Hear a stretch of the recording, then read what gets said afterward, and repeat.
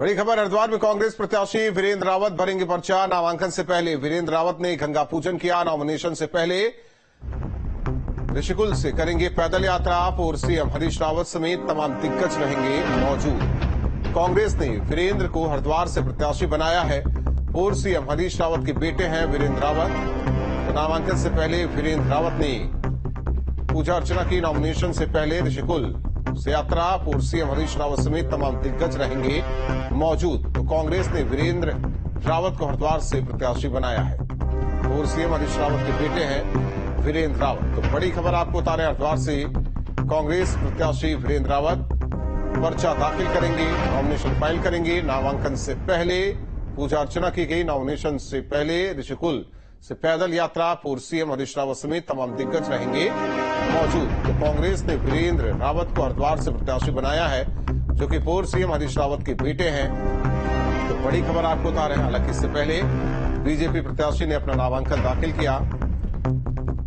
त्रिवेंद्र सिंह रावत हरिद्वार से प्रत्याशी हैं। तो वहीं आज हरिद्वार में कांग्रेस प्रत्याशी वीरेंद्र रावत अपना पर्चा दाखिल करेंगे। कांग्रेस ने वीरेंद्र रावत को हरिद्वार से प्रत्याशी बनाया है। उत्तराखंड में आज नामांकन का आखिरी दिन। तो दो तस्वीरें आपको दिखा रहे हैं जिस तरीके से नैनीताल, 3 तस्वीरें नैनीताल उधम सिंह नगर लोकसभा सीट से अजय भट्ट नामांकन दाखिल करेंगे। सीएम धामी मौजूद, जनसभा को भी संबोधित करेंगे। वहीं दूसरी तस्वीर हरिद्वार से वीरेंद्र रावत, जो कि पर्चा दाखिल करेंगे, कांग्रेस के प्रत्याशी हैं। और प्रदीप टमटा नॉमिनेशन अपना दाखिल करेंगे। तो 3 तस्वीरें, क्योंकि आज आखिरी दिन नामांकन का। उत्तराखंड में फर्स्ट फेज में ही 5 की 5 लोकसभा सीट पर मतदान होना है, वोटिंग होनी है। और ऐसे में नॉमिनेशन का आज आखिरी दिन, तमाम दिग्गज प्रत्याशी अपना नामांकन दाखिल आज करेंगे। अजीत सिंह राठी हमारे साथ सहयोगी जुड़े हुए हैं। अजीत, आज किन किन सीटों को लेकर प्रत्याशी नॉमिनेशन दाखिल करेंगे? जैसे नैनीताल उधम सिंह नगर लोकसभा सीट, हरिद्वार की बात करें, और कौन कौन सी सीट, कितने प्रत्याशी और बचे हुए हैं जो कि आज नामांकन दाखिल करेंगे, क्योंकि आज आखिरी दिन है? देखिए, टिहरी संसदीय क्षेत्र की बात करता हूं तो टिहरी सीट पर सभी पार्टी के प्रत्याशियों, निर्दलीय प्रत्याशियों ने सभी ने नामांकन दाखिल कर दिए हैं।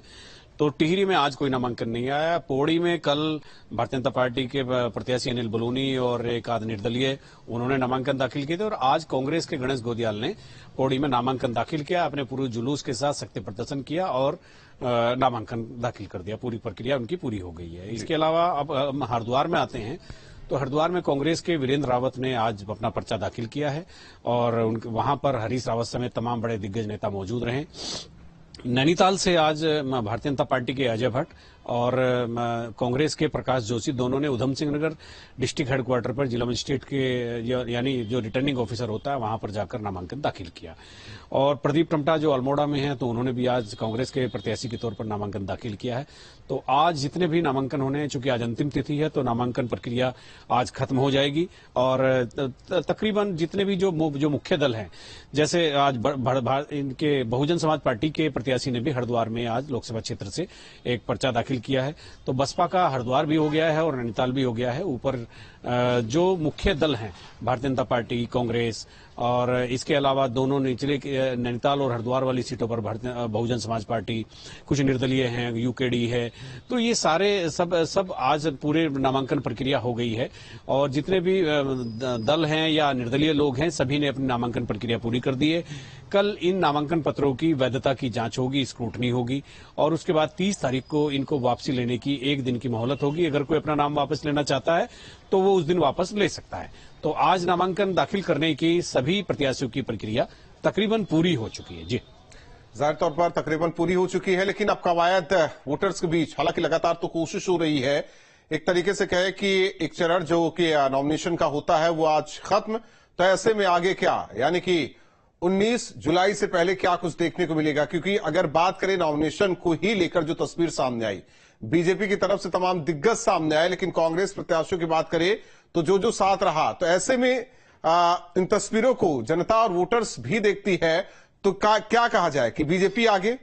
या कांग्रेस को एकजुटता दिखानी चाहिए थी? देखिए, जाहिर तौर पर जैसा हम शुरू से इस पूरी राजनीतिक और चुनावी यात्रा को देख रहे हैं और उसमें सहयात्री के तौर पर उनके साथ साथ भी चल रहे हैं, तो भारतीय जनता पार्टी इसमें काफी एडवांस स्टेज में है।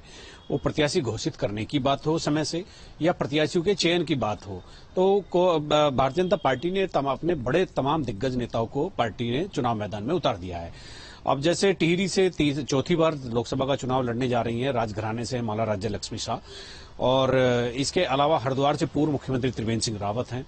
नैनीताल की बात करते हैं तो केंद्रीय रक्षा राज्य मंत्री अजय भट्ट खुद चुनाव लड़ रहे हैं। अल्मोड़ा से जो 10 साल तक एमपी रह चुके हैं और पहले 2014 के रिजीम में मोदी के मंत्री रहे थे, वो भी वहां पर चुनाव लड़ रहे हैं। तीसरा चुनाव उनका है। पौड़ी में भी उन्होंने जो भारतीय जनता पार्टी के राष्ट्रीय मीडिया प्रभारी है, राष्ट्रीय टीम का एक बड़ा दायित्व उनके पास है, और राज्यसभा का भी उनका टेन्योर 2 अप्रैल को खत्म होगा, तो उन्होंने अपना अनिल बलूनी ने अपना नामांकन दाखिल कर दिया। लेकिन अगर दूसरी तरफ हम देखते हैं, जैसे टिहरी में जोत सिंह गुनसोला कांग्रेस के प्रत्याशी हैं। जोत सिंह गुनसोला 2007 की विधानसभा में विधायक थे, उसके बाद तमाम चुनाव वो हारते रहे। तो वो भौतिक तौर पर अगर हम इन सब चीजों का अवलोकन करते हैं, मूल्यांकन करते हैं, तो वो प्रथम दृष्टया ये लगता है कि कांग्रेस का प्रत्याशी कमजोर है। बाकी जनता जनार्दन के मन में क्या है ये कहा नहीं जा सकता। दूसरा, अगर हम हरिद्वार की सीट पर आते हैं तो वहां बसपा ने एक मुस्लिम खड़ा कर दिया है जिसने आज नामांकन दाखिल किया है। एक निर्दलीय भी खड़े हैं, वो भी एक प्रभावशाली व्यक्ति उमेश कुमार। दूसरी तरफ जो भाजपा के पूर्व मुख्यमंत्री हैं, और कांग्रेस ने हरीश रावत के बेटे को टिकट दिया है। लोगों का ये कहना है, राजनीतिक जानकारों का कहना है, हरीश रावत खुद लड़ते तो चीजें मजबूत होती, चुनाव भी मजबूत होता, लेकिन उनके बेटे की उतनी स्वीकार्यता नहीं है। लेकिन दूसरी तरफ राजनीतिक विश्लेषक ये भी कह रहे हैं कि 30% मुस्लिम टोटली कांग्रेस को जाएगा और इसीलिए कांग्रेस की स्थिति बहुत मजबूत है। पौड़ी में जरूर कांग्रेस का कैंडिडेट सीरियस लगता है। गणेश गोदियाल मंजे हुए राजनीतिक हैं, उन्होंने निशंक को भी एक बार चुनाव हराया था विधानसभा का, उन्होंने धन सिंह रावत को भी इससे पहले का चुनाव हराया था विधानसभा का, तो प्रदेश अध्यक्ष रह चुके हैं कांग्रेस के। तो वो थोड़े जो हम कह सकते हैं कि एक जो विश्लेषण होता है उसमें गणेश गोदियाल इनके सबसे सीरियस कैंडिडेट है 5 लोकसभा सीटों पर कांग्रेस के। अब अगर हम बात करते हैं नैनीताल सीट की, तो अजय भट्ट दूसरी बार चुनाव लड़ रहे हैं, केंद्रीय रक्षा राज्य मंत्री भी है। उनके सामने प्रकाश जोशी चुनाव लड़ रहे हैं। तो प्रकाश जोशी पहले विधानसभा का एक चुनाव भी लड़ते, वो भी हार गए थे। तो प्रकाश जोशी का हाई लेवल पर बहुत कुछ हो सकता है, लेकिन पब्लिक से कनेक्टिविटी लोग थोड़ा कम बताते हैं। और अजय भट्ट एक हैवी वेट नेता है, उनके सामने कैसे उनका वो टिकेंगे या फिर जनता ही कोई एक करिश्मा कर देगी, ये अलग तरह की बात है। और अल्मोड़ा में भी प्रदीप टमटा, चूंकि उनके नाम भी हार के पिछले 10 सालों से लगातार रिकॉर्ड बन रहे हैं, और इस बार भी वहां के लोग बता रहे हैं कि बहुत मजबूती के साथ वहां चुनाव नहीं लड़ा जा रहा है।